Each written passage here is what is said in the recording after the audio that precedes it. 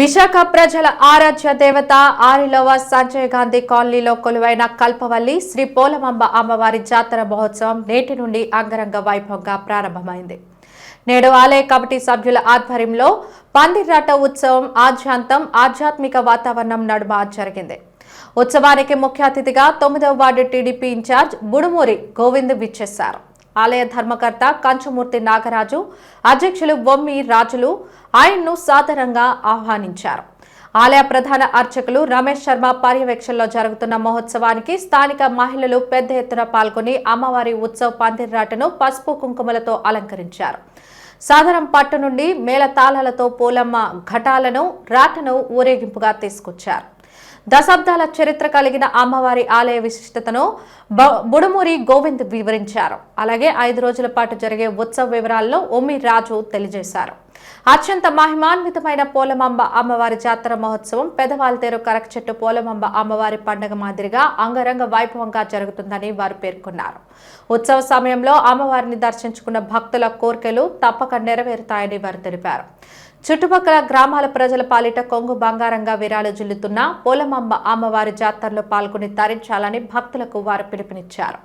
కార్యక్రమంలో ఆలయ గౌరవాధ్యక్షులు దొండపాటి హరినాథ్, శబరిపీఠం అధ్యక్షులు సీతారాం, సలహాదారు చీపురుపల్లి ఈశ్వర్రావు తదితరులు పాల్గొన్నారు. అమ్మా చందనమే పూసిన ఒళ్ళు చూడు,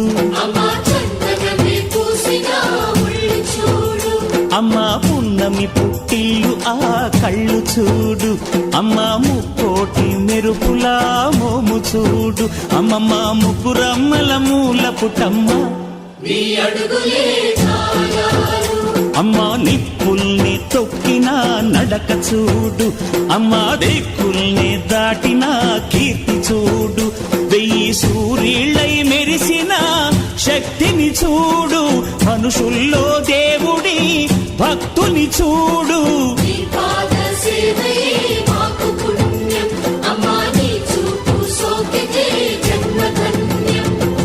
అమ్మా భవాని లోకాల నేలే ఓంకార రూపమమ్మా, తల్లిని మహిమల్ని చూపవమ్మా.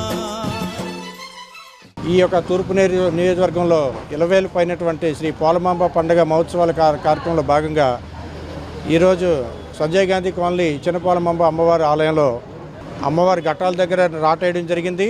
అలాగే అమ్మవారి ఆలయంలో కూడా రాటేసి ఈ రోజు నుంచి కూడా అమ్మవారు పండగ కార్యక్రమాలన్నీ కూడా స్టార్ట్ చేయడానికి కమిటీ వారు నిర్ణయించారు.